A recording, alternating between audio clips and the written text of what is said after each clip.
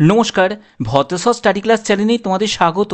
তোমাদের জন্য দারুণ সুখবর, রেলওয়ের তরফ থেকে নতুন নিয়োগ বিজ্ঞপ্তি জারি হয়েছে, যেখানে মাধ্যমিক পাস যোগ্যতাতে প্রত্যেকে আবেদন করতে পারো। এখানে যোগ্যতা যেটি প্রয়োজন সেটা হলো মাধ্যমিক পাস। বয়স হচ্ছে 18 থেকে 40 বছরের মধ্যে হতে হবে। ছেলে মেয়ে উভয় প্রার্থীরাই আবেদন করতে পারবে। ফর্ম ফিল আপ শুরু হয়ে গেছে, তার জন্য অফিসিয়াল নোটিফিকেশন রিলিজ করেছে, যেখানে দেখো তোমাদের নিজ নিজ জেলার যেসব লোকাল স্টেশন আছে সেখানেই তোমাদের পোস্টিং হয়ে যাচ্ছে। অবশ্যই তোমরা কমেন্টে তোমার স্টেশনের নাম, মানে নিয়ারেস্ট স্টেশনের নাম প্রত্যেকে তোমরা কমেন্টে এখনই জানিয়ে দাও। তো চলো মূল পিডিএফে চলে যাচ্ছি। তো দেখতে পাচ্ছ যে আমি পিডিএফটা ওপেন করে নিয়েছি। প্রথমে বলে দিই যে তোমাদের 19শে আগস্ট থেকে আবেদন শুরু হয়েছে, 18ই সেপ্টেম্বর হচ্ছে আবেদনের শেষ তারিখ। এর মধ্যে তোমাদের আবেদন ফর্ম জমা করতে হবে। কোন ঠিকানায় জমা করবে? এখানে একটি ড্রপ বক্স রাখা আছে এই লোকেশনে। লোকেশনটা ভালো করে দেখে নাও। Office of senior divisional commercial manager, eastern railway, Sealdah, DRM building, room number 44, 16 Kaiser street, Kolkata 7,14,000। Website হচ্ছে এটা, এই অফিসিয়াল ওয়েবসাইট। তোমরা সেখানে ভিজিট করবে, সেখান থেকে তোমরা অ্যাপ্লিকেশন ফর্মটা পেয়ে যাবে এবং তোমাদের এই অ্যাপ্লিকেশন ফর্ম ফিল আপ করে যাবতীয় তোমাদের যা যা ডকুমেন্টসগুলো রিকোয়ার্ড আছে সেই ডকুমেন্টসগুলোকে সঙ্গে অ্যাটাচ করে তোমাদের এই ঠিকানায় পাঠিয়ে দিতে হবে। ঠিক আছে? তো দেখো তোমাদের এখানে শিক্ষাগত যোগ্যতা কি প্রয়োজন। এখানে তোমাদের যে শিক্ষাগত যোগ্যতা প্রয়োজন সেটা হলো তোমাদের মাধ্যমিক পাস। দেখো তুমি যদি মাধ্যমিক পাস করে থাকো তাহলেই তুমি আবেদন করতে পারবে। কোনো রকম নম্বরের কড়াকড়ি নেই, এখানে মাধ্যমিক সিম্পল মাধ্যমিক পাস হলেই আবেদন করা যাচ্ছে। এবং এখানে মাধ্যমিক পাসের জন্য তোমাদের এডুকেশন কোয়ালিফিকেশনের সম্পূর্ণ তোমাদের ডকুমেন্টসগুলো লাগছে, মানে তোমার সার্টিফিকেট, তোমার মার্কশিট, সেগুলো তোমাদের লাগছে। অনেকের তোমাদের প্রশ্ন জাগবে যে স্যার আমার তো হায়ার কোয়ালিফিকেশান আছে, তো আমি কি আবেদন করতে পারি? হ্যাঁ, তোমার যদি হায়ার কোয়ালিফিকেশান থাকে তুমি হায়ার কোয়ালিফিকেশান যোগ্যতা দিয়েও আবেদন করতে পারো। বয়স হচ্ছে ন্যূনতম বয়স হচ্ছে 18 বছর, ম্যাক্সিমাম বয়স এখানে উল্লেখ করা নেই। তবে 18 থেকে 40 হোক, 45 হোক বা 50 হোক, প্রত্যেকে আবেদন করতে পারো।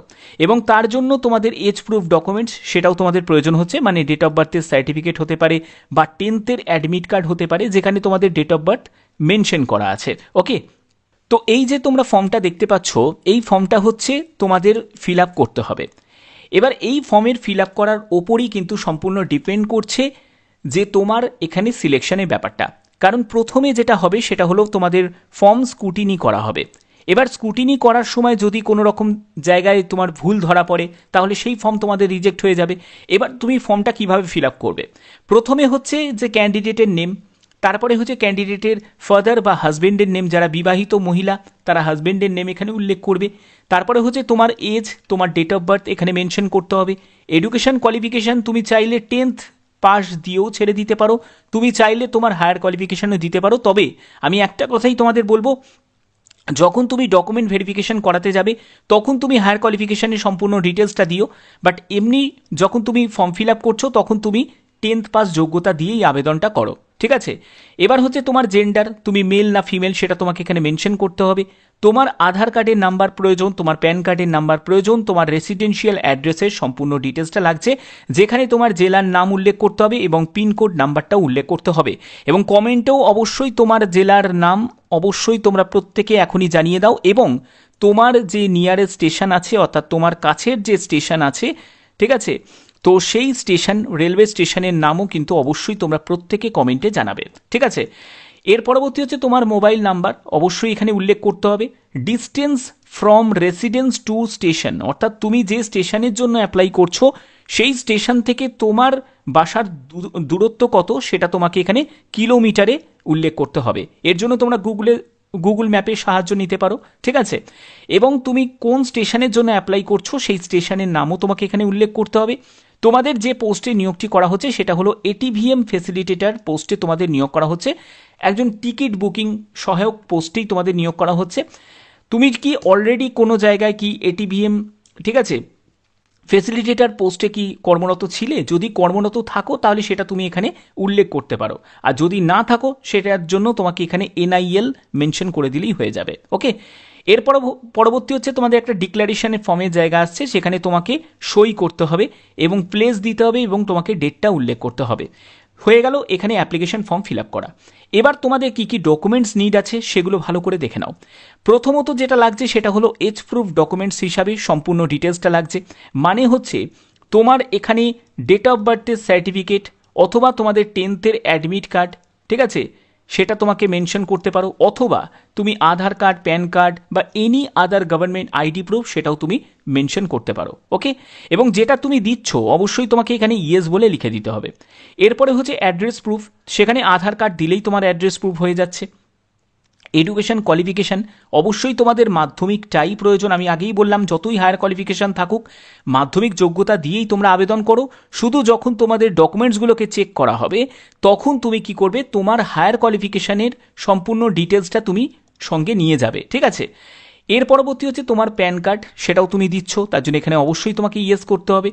এরপরে হচ্ছে আন্ডারটেকিং একটি ফর্ম আছে যেটা নন জুডিশিয়াল স্ট্যাম্প পেপারে, 100 টাকার একটা স্ট্যাম্প পেপারে, সেটা তোমাদের লাগবে। অ্যানেক্সার 2A যে একটা ফরম্যাট আছে সেটাও তোমাদের লাগবে। এবং তোমাদের যেটা লাগবে যে 1 মোর স্ট্যাম্প সাইজ তোমাদের ফটোগ্রাফ, সেটাও তোমাদের লাগবে।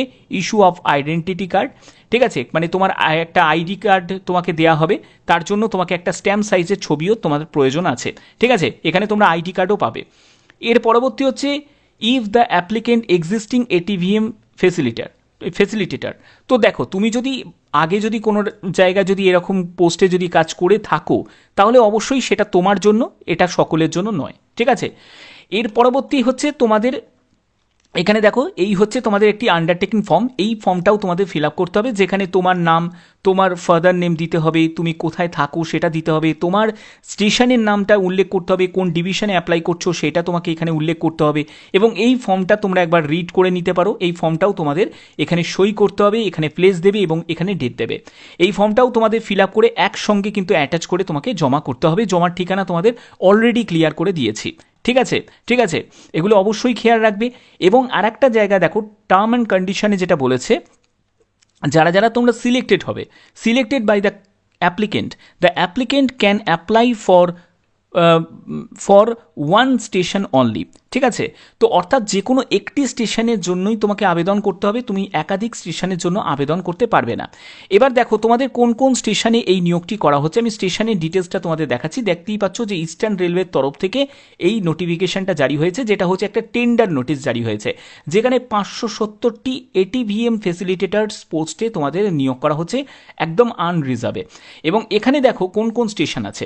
এখানে দেখো অরণঘাটা স্টেশন আছে, আগরপাড়া স্টেশন আছে, আকরা আছে, অশোকনগর আছে, বাহারু আছে, বিনয় বাদল দীনেশ বাগ আছে, বিরাটি আছে, তারপরে হচ্ছে বিদ্যাধরপুর আছে, তারপরে বাতকুল্লা আছে, বেলডাঙ্গা আছে, বাঘা যতীন, তারপরে বাগুলা, তারপরে বীরনগর, বীরা, বেলঘরিয়া, বালিগঞ্জ, তারপরে বনগাঁ, বিধাননগর, ব্যারাকপুর, তারপরে হচ্ছে তোমাদের বরহমপুর কোর্ট।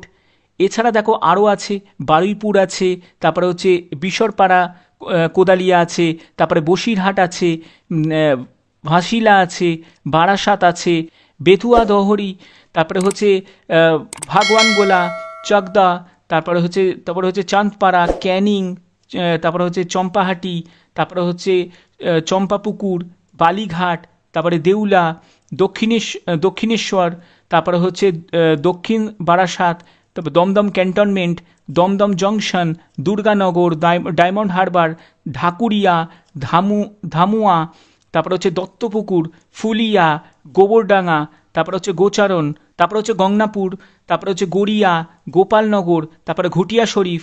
এইসব এতগুলো দেখো আরও আছে, সেখানে হচ্ছে গুমা, তারপরে হচ্ছে হাবড়া, তারপরে হৃদয়পুর, হালিশহর, হাসনাবাদ, হারুয়া রোড, তারপরে হোটার, ইছাপুর, যাদবপুর, জগদ্দল, আর কি আছে, হ্যাঁ আরও আছে জয়নগর, তারপরে বজবজ, তারপরে খড়দা, কালিকাপুর, কৃষ্ণনগর সিটি, কাকিনাড়া, কলকাতা, কাঁচরাপাড়া, কাকদ্বীপ, কল্যাণী, তারপরে হচ্ছে কল্যাণপুর, লালগোলা, ঠিক আছে, তারপরে হচ্ছে লক্ষ্মীকান্তপুর, মাঝের গ্রাম, মল্লিকপুর, মুর্শিদাবাদ, তারপরে হচ্ছে মগরাহাট, তারপরে মাঝদিয়া, মাঝেরহাট, মধ্যমগ্রাম, মদনপুর, তারপরে হচ্ছে মথুরাপুর রোড, তারপরে হচ্ছে Machhlandapur, New Alipur, Nangi, New Barrackpore, New Garia, Naihati, Namkhana, Payradanga, Piali, Palashi, Park Circus, Palta, Ranaghat, Sealdah,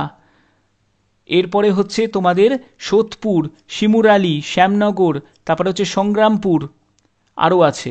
এরপরে হচ্ছে সোনারপুর, সন্তোষপুর, তারপরে হচ্ছে শ্মশান রোড, তারপরে হচ্ছে শান্তিপুর, টিটাগড়, ঠাকুরনগর, টালিগঞ্জ, তালদি, কল্যাণী, ঘোষপাড়া। এই এতগুলো স্টেশনে তোমাদের নিয়োগ করা হচ্ছে এবং ভ্যাকেন্সি টেবিলে তোমরা ভ্যাকেন্সিগুলোও দেখতে পাচ্ছ। দেখো এখানে শিয়ালদাতে কিন্তু বেশি কিন্তু নিয়োগ করা হচ্ছে, 34টি মতো আছে। বাদবাকি স্টেশনে তোমরা দেখতে পাচ্ছ 8টা 4টে, টোটাল তোমাদের 570টি পোস্টে তোমাদের নিয়োগ করা হচ্ছে। এবার এই যে নিয়োগটি, এই নিয়োগের ক্ষেত্রে তোমাদের বলে রাখি, এটা কিন্তু কন্ট্রাক্ট বেসিসে একটা নিয়োগ করা হচ্ছে। মানে তোমার প্রথমে 2 বছরের একটা কন্ট্রাক্ট থাকবে এবং 2 বছর পরে আরও এক্সটেনশন করবে, 1 বছর তোমাদের কন্ট্রাক্ট থাকবে, অর্থাৎ 3 বছর তোমাদের একটা কন্ট্রাক্ট বেসিসে নিয়োগ করা হচ্ছে।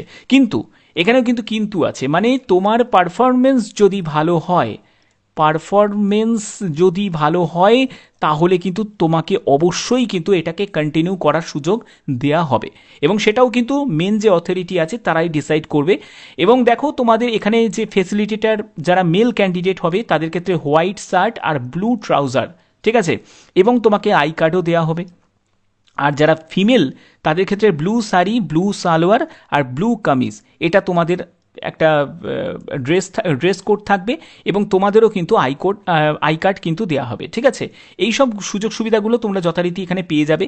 এবং দেখো এখানে তোমাদের বেতনের ব্যাপারটা বলে দিই। বেতন এটা মেনলি যেটা হচ্ছে সেটা কিন্তু তোমাদের কমিশন ভিত্তিতে, মানে একটা কমিশন থাকবে, অর্থাৎ যে পরিমাণে তুমি টিকিট সেল করতে পারবে তার ওপর ভিত্তি করে একটা কিন্তু কমিশন তোমার জন্য ধার্য করা হবে, ঠিক আছে।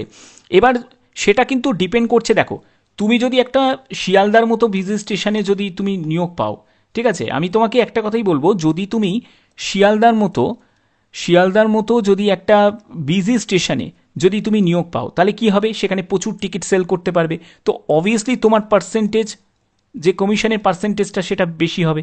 তো এই রকম কিন্তু ব্যাপারটা থাকছে, তুমি কোনো বিজি স্টেশনে পেলে সেখানে কিন্তু তোমার কমিশনটা অনেক বেশি হবে।